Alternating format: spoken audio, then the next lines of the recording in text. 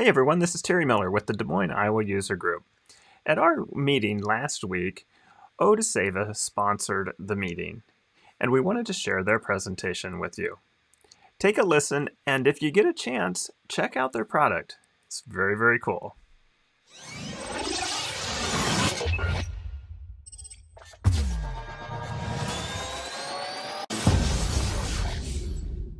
Okay, great. Thank you, everyone. My name is Mita Menning, and I'm the Marketing Events Manager at Odaseva. We are really excited to be sponsoring today's Des Moines, Iowa User Group meeting. As a sponsor, we'll be doing a raffle, and we'll be giving away 4 raffle prizes. We will be giving away 2 $50 Amazon e-gift cards and 2 $100 Amazon e-gift cards. So if you would like to enter, I'm going to put a link in the chat, and please fill out this Google Forms. I'm hoping that everyone can have access to it and that there's no issues. I'm going to send it out right now. So fill that out and you'll be added to our raffle prize drawing. So I would like to now introduce Paul Young, our account executive at Odaseva. He will share with you a short presentation and demo about why data protection is important. After Paul's presentation, I'll come back and we'll pick the raffle prize winners. Take it away, Paul. Thank you very much, Mita. Everybody should be seeing a blue screen with the white word Odaseva at the top. If anybody is not seeing that, please raise your hand. Otherwise, I'm going to assume. So what today we're going to do is have a completely unapproved presentation. I believe marketing had about 80 slides for me to show you, and I trimmed about 74 of them away. We are here to make data protection less painful. Nobody will ever make it fun. It's like a stick in your eye, but we make it a not so pointy stick, and we help make you look like a hero. So we're not under NDA, so please don't tell me any secrets because I will probably tell somebody else. All right. One of the big sayings in architecture, because I used to date an architect, was nobody remembers all the bridges you built that didn't fall down. This is one in Japan that did. And unfortunately, there were a variety of people on and under the bridge when it fell down, and everybody remembers it. Nobody remembers all the orgs that you managed that didn't have a catastrophe. But you have one catastrophe, and for the rest of your life, it's going to be, Alisa, you remember that time you lost all the opportunities at the end of the quarter? Or, hey, Adam, you remember all those emails that you couldn't get back out of the org? It's just the nature of people. Anybody on here ever use Data Loader? Yeah, I thought so. It's a lot like a chainsaw that doesn't have an on-off switch, no brake guard, nothing. It just is running ready to saw off your leg. There's no undo button. It doesn't say, are you sure you want to do that? It just does it. Usually at 3 in the morning after your 4th Red Bull or cup of coffee. In a blink of the eye, 5,000 accounts can be gone. Not that I've ever done that to a client. Did I mention I've been doing this for about 17 years now in the Salesforce ecosystem? So over 17 years, I was 10 years a consultant. I've been an admin, a developer, and now a not so good salesperson. But I have had a few catastrophes in my career. And I've also seen people leave companies. Maybe at some point, Mina becomes disillusioned. She wins the lottery, decides to go off to Tahiti, and as her last act here says, you know what, I'm going to scramble all of Paul's accounts. I've seen it done, not by Mita. She's very nice. And there also are accidents. Maybe you got a VP of sales who said, you know what, Tanner, I'm the VP of sales and I want to be an admin. So against your better judgment, Tanner, you make him an admin. And what does he do? He tries to clean up the data and he erases stuff, or he changes all the phone numbers. It happens. I'll bet you everybody in this call knows this. But now let's imagine Joseph's apartment, God forbid, burns down one day. His landlord, her insurance, will pay to rebuild his apartment, but it will not repay Joseph for all those cool plants on the shelves behind him. They're going to say, tough luck, that's your problem. With Salesforce, if their data center, the one that is behind the razor ribbon, it's guarded by attack vampire bats. If something happens there, they can recover their own data. They've got a whole slew of stuff. But if your data is lost and you go to them and say, please, Mr. Benioff, My company gives you $3 million a year for our licenses. They're going to say, yeah, sorry, we discontinued even the rudimentary service we had back in July. You're on your own. Most of your end users do not understand that. Let's talk about what to look for when you're looking at a way to become a hero and not the guy whose bridge fell down. This goes across all platforms, not just mine, which is, of course, the best and the one you should buy, but any. It needs to be secure. If you have data that doesn't need to be secured, you're not a real company. It needs to have a no view provider. Because do you really trust me? I mean, I'm trustworthy. I drive a van, it doesn't have any markings and no license plates and says free candy. But I'm trustworthy. You can trust me with your data. No. You need to have a no view provider and you need to have your own encryption keys because if you don't, all your data is mine. It needs to encrypt down to the field level, just like Salesforce Shield. Why? Because no matter what anybody tells you, joint tenancy is a risk. If I lump your data into AWS or Azure or the Google Cloud, there is the potential for compromise. If it's compromised in a system that has field level encryption, there's really not a big problem. If it doesn't have field level encryption, like some solutions, some cheap solutions, big problem. Look for internationally recognized certifications, not my Uncle Harry says we're good, so you can trust us. If anybody ever says trust us, it's usually a good indication to run. Look for ISO, look for SOC 2, look for whatever is germane to your industry.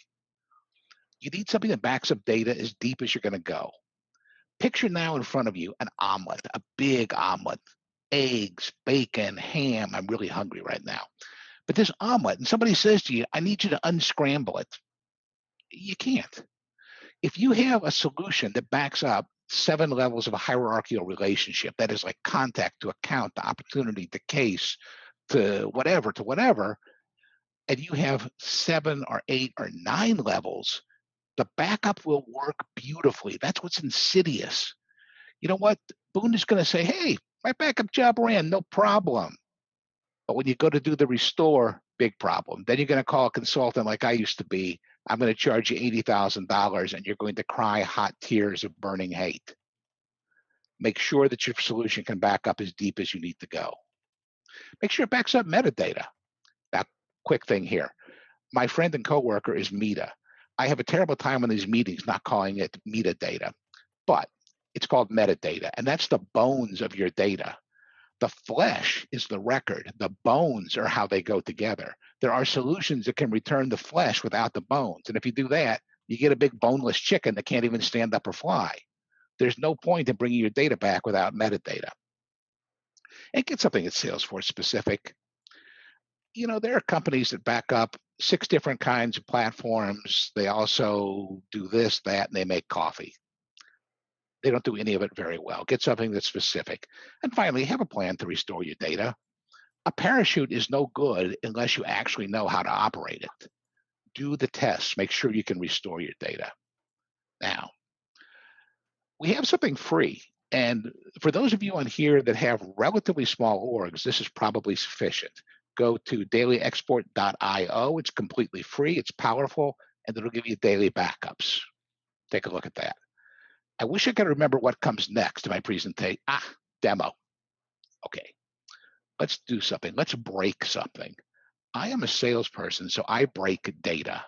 What you should be seeing right now is United Oil and Gas of Singapore. If anyone doesn't, please sing out.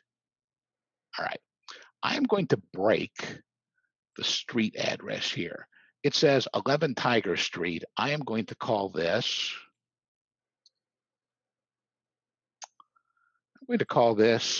Microsoft Dynamics Street. And I'm going to save this record. Now, up here at the top, and here we can see it saved, there's a button called Odaseva Single Restore. This does not show up for your end users because end users are untrustworthy and they don't wash their hands after using the bathroom. But because you were an admin and we can trust you, you have this button. Now, it just invoked the restore process. I'm going to say with children because I don't really know what this rep did. And I'm going to see in here, okay, here are some differences. I'm going to select, in this case, the most current backup. I'm going to hit next. I don't need to give it a name. I'm going to launch the restore. Yes, I am. If you had a more complex problem, if you had thousands of records, you weren't sure what was going on, it was just a horrible mess, then we would get into the GUI to search for things. If you want to be really tricky, you can use JSON. You can do a lot of different things. You could compare metadata. You can do all sorts of sorcery. But in this case, we just want to get back what the sales guy broke. Now we're going to go ahead and refresh the page. Let's see if that job started, the one that says not started. Hey, it's running. All right. We are going to go back over to the record here. This is United Oil and Gas of Singapore. It shows Microsoft Dynamics and a fax number of pizza. Okay. Let's go ahead and refresh the page. Fingers crossed this actually works with an audience watching. Ah, look at that. Microsoft Dynamics is in the trash bin of history where it belongs, and the fax number has been restored. All is good with the world. All right. That is all that I wanted to impose upon you today. That's who I am. You can contact me. I can put you in touch with whatever sales rep is appropriate to you. And I'm going to open it up for any questions. If they are technical and difficult, I'm going to make me to answer them. Not everyone at once, please. How about you, Adam? You look like a man with a question. Maybe Carissa. This is Iowa College Aid. I'm with a state agency.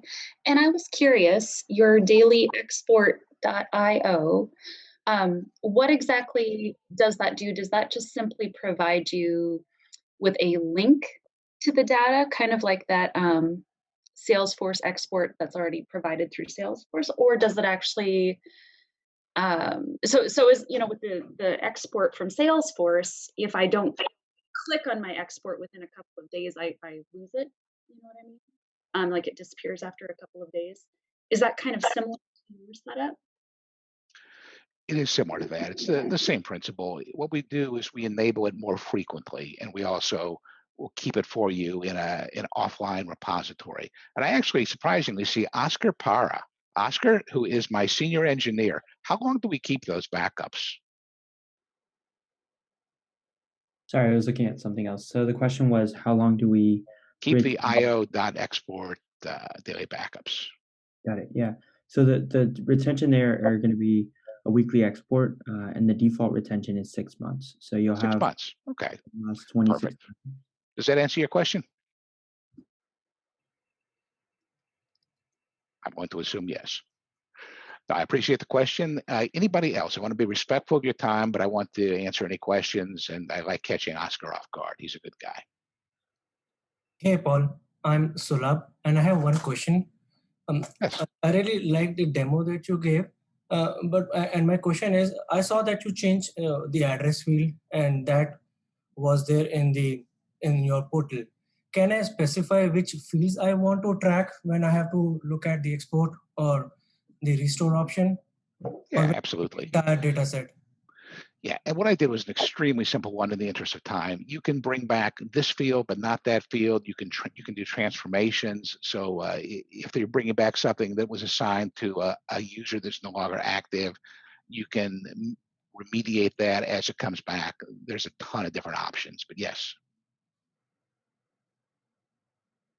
Okay, thank you. And one more thing, sorry. Please. So you said that this button is only available to admins. Can we open it up and say people who are delegated admins can also see the button? Yes, you absolutely can. When I say only available to admins, it's not the admin of your org. This could be any user of your org, but they have to have Odaseva privileges. Now we Okay. use the provisioning system through Salesforce, the permissioning system rather. So you can make these very granular. You could say, Diane, you only have permission for these 2 orgs, but not these 3 HR orgs. And you can only do restores, but you can't adjust the settings, that sort of thing. Okay, thank you. Yeah, excellent. Who else? All right. Again, thank you very much. Please reach out if you have any questions. Happy to assist. So I threw your name, email address, and phone number in our chat. So if Thank people you. need to get a hold of that, we also, just so you know, Paul, we had somebody comment that that was the best sales presentation ever. So there you go. Thank you. I have fun with this. I'm a terrible salesperson, but I like to make people laugh. All right, I think Mita wants to give away some money. Thanks, Paul. Thanks, Terry.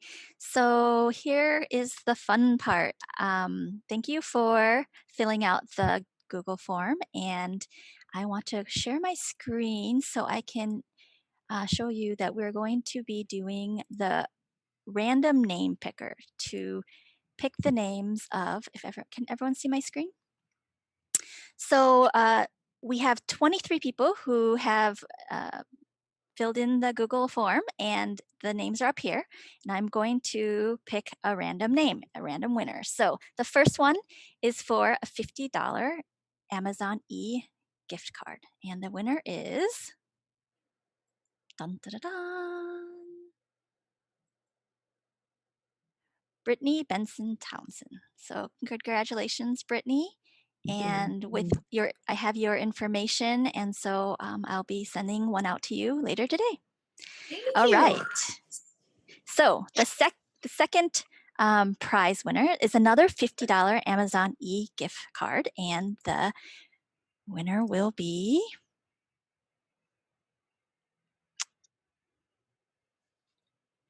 Alana Clark. Nice. Yay, thank you. You're welcome. All your presentation was quite entertaining as well. Thank you. Never change. All right. So now we have two $100 Amazon gift cards. So one of them will go to It's more than my commission last quarter. dun, dun, dun, dun, Abby Douglas. All right. Congratulations, Abby. Thank you. And the last one will be for a $100 Amazon gift card. Andy Smith Jones.